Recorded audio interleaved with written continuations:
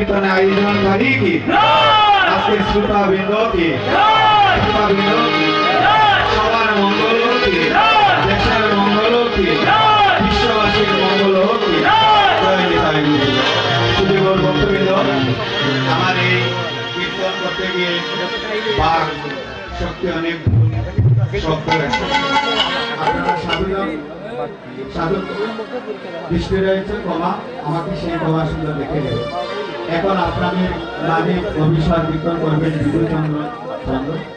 আপনারা সুন্দর মনোরম পরিবেশে সেই অভিষেক কীর্তন শ্রবণ করবেন। তাই আজকে এখানে মধুময় বৃন্দাবন আমরা একটা বদল নিয়ে চলে যাচ্ছি। নিতাই গৌর হরিবল।